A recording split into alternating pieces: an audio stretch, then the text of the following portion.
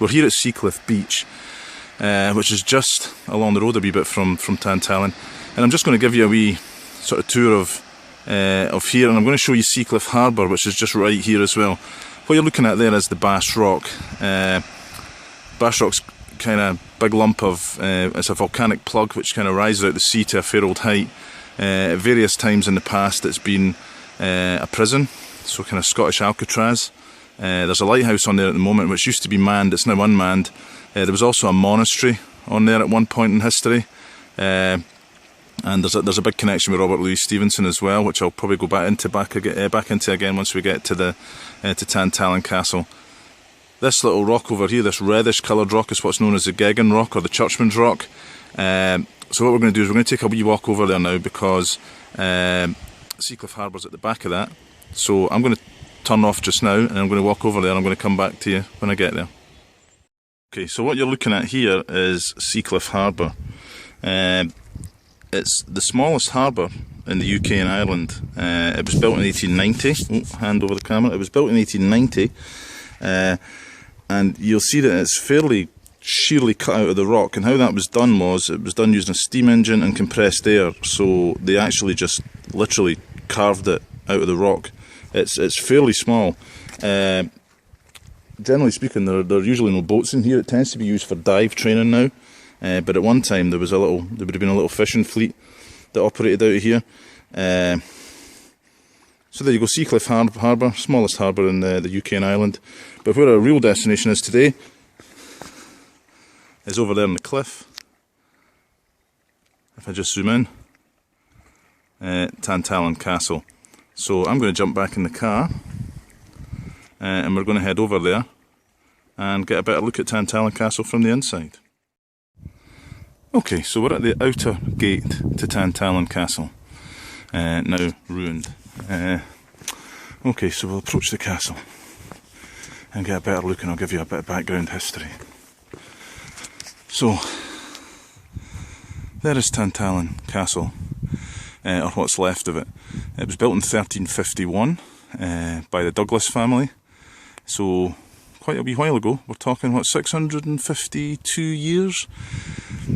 It's been unoccupied since 1651. The damage that you can see on the tower there on the right hand side was caused by none other than Oliver Cromwell when he besieged the castle in 1651. He damaged pretty much the two main towers, the one at the far end as well. So we'll take a walk up and we'll have a look at the Ducat first of all, which is a Ducat is essentially a home for pigeons. Now, it's the only building on the outside of the castle. Just looking at the castle here, it's the last of the great curtain wall castles that were built in Scotland. The style went out of fashion. Essentially, it's less of a castle than it is just a bloody big wall. The reason being is probably, as you can maybe observe from Seacliff Beach when we were down there earlier, the other three sides are completely cliff, defended by the fact that there's just no way up. It's just a cliff on all three sides. So all they did was they just built a curtain wall right across the promontory there that made it pretty much impossible for anybody to attack other than frontally. So okay, so we'll go have a walk up to the Ducat. Hopefully the camera will adjust okay when we go inside. Let's give it a try. And there we go. You can see skylight at the top, and you can see all of the little holes where the pigeons would live. So there have been quite a few pigeons in here. There's a bit of damage there, which has obviously crumbled away over the centuries. But it's pretty impressive, and you can imagine the noise in here when it was full of pigeons. Probably, I was once in a room full of a lot of chickens, and I didn't like that, so I don't imagine I'd like a room full of pigeons particularly much either. Okay, so I'm looking back out of the Ducat. The camera adjusts. You see the wrought iron gate, which is probably a modern addition, probably put on by Historic Scotland. And we'll head back out the Ducat. Beyond the Bass Rock there, you can see like another low, flat island. That's May Island, which is just off the coast of Fife over there. Now, the tie-in with Robert Louis Stevenson, with particularly these two islands, and there's an island further along which I'll talk about in a minute, is quite strong. The Stevenson family, Robert Louis Stevenson's father and his uncle were lighthouse builders, and they built the lighthouse on both of these islands. So Robert Louis Stevenson had a huge fascination for these islands. If you've ever read the book Catriona, the hero David Balfour is imprisoned on the Bass Rock. Further east of here, and you just can't see it because of where we are and because of the promontory. I don't know if I can see it from up here. Probably not. No, you can't. There's an island called Phaedra, which is the original Treasure Island. It was the island that inspired Robert Louis Stevenson when he was writing Treasure Island, and the original Treasure Island map in the book was based on the map of Phaedra. It also has a lighthouse on it, and it was also built by the Stevenson family.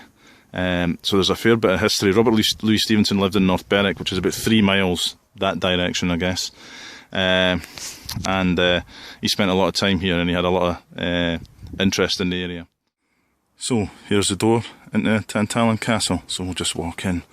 We're actually over a bit of would originally have been a moat here, or possibly just a dry ditch. I can't actually determine which, but essentially to stop invaders anyway coming in. So we'll go inside. Let's see what's in here. You're going to come into the main courtyard here, and the scale of it is pretty spectacular. I'll let the camera adjust, hopefully it will. The window up there, the second one down with the railing, was the scene of just a recent famous ghost photo, which if I've got the brains and how to do that on YouTube, I'll link to it so you can see it. I'll come down and there's a wee sign here. So brief pause there, I'm a bit self-conscious because there are other people around and I'm talking to myself, so just a little sign the sign probably explains about the mid-tower better than I. It's the main entry into the castle.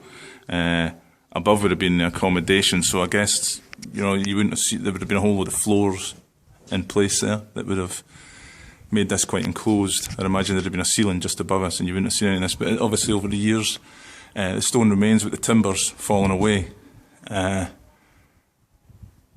So there's very little in terms of, I mean, that looks like a fireplace there, but you can maybe just see the wire mesh over it to stop anything falling off.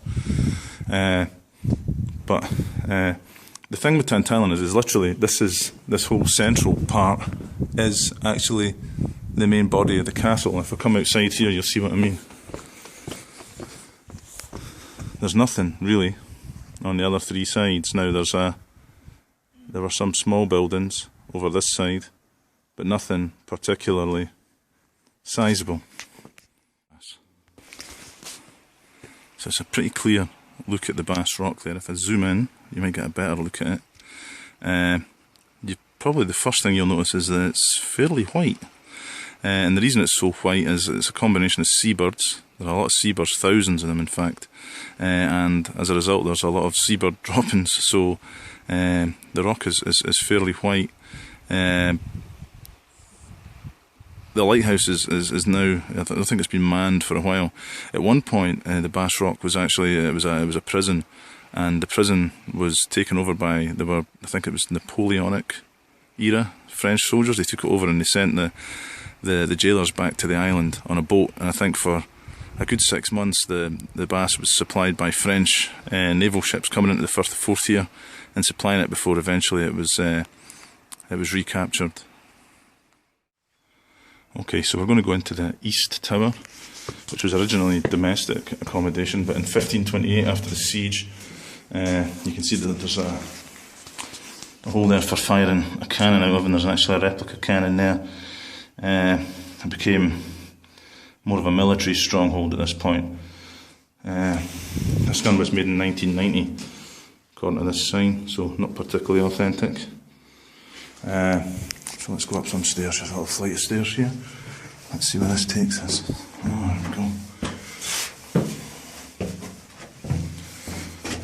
And some lovely 14th century perspex to stop small children falling out. That's a recent addition actually. I didn't see that the last time I was here. As you can imagine, the drop's fairly ferocious, so it's probably a good idea.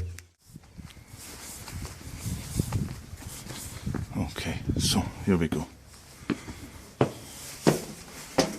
Kind of spooky castle set of stairs. They're all fairly worn, so I'm going to pause while I get up there because I need to keep an eye on my footing. So just to let you see, it's a fairly spectacular spiral staircase. I don't know if the light's going to affect that or not. And we've got a rope here to help us up, which fills me with a huge amount of confidence. A little wooden landing there, which has presumably been built recently. So we're going to mosey on up there, and hopefully that'll take us to the top of the castle, and we can get a better look at the surrounding countryside.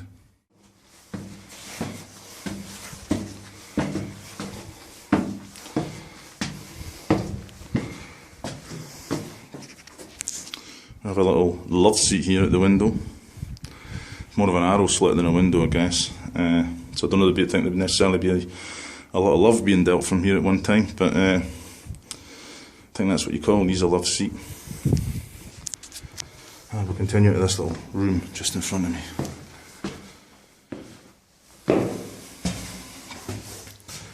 There's a little exhibition in here about a soldier's life, and this pipe was found at Tantallon, dated from 1645 to 60, and it was made in the Tyneside area, which is in the north of England. So it would suggest it didn't belong to a defender. And there's a playing piece, maybe for backgammon or draughts, and a bone knife handle from the Middle Ages. It was found on the site as well. Some parts of serving jugs. And they've done that nice thing where they've put it on the picture so you know where it is, where it comes from. And some uncomfortable medieval haircuts there. Along with some tile fragments and so on. And a lovely dusty view out of a perspex arrow slit. So we're going to continue on upstairs, and we'll see what's up on the top of the castle.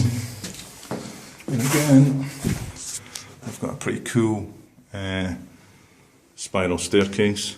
As is usual, it turns clockwise, so because the majority of people were right-handed, it meant that the attacker was at a disadvantage because their right hand was against the central part of the stairwell. I'm on top of the curtain wall, looking out to sea, and there's the Bass, Island of May, and right over there to the St Baldred's Cross just at Seacliff Beach, and that there's the Gigan Rock there that we saw earlier, and in amongst that is Seacliff Harbour where we started the video. So I'm going to take a walk along the wall.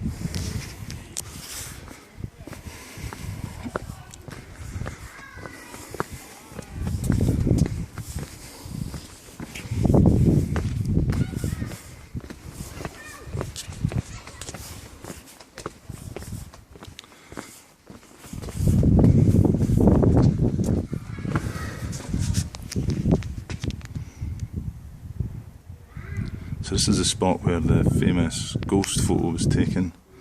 I can't remember, I think it was the top window there rather than the second one. And if I just lean out, I'm not particularly brave, but you can get an idea how high that is. It's pretty high.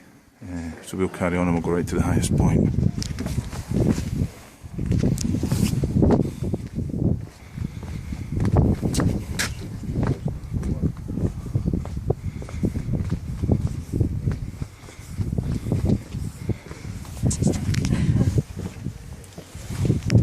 Spiral staircase, and again I'm going to pause while I climb it. I'll see you at the top. So we're here at the highest point in the castle. I'm now looking along that main part of the curtain wall. As we come right out to the end here, this is about as far as we can go in Tantallon Castle.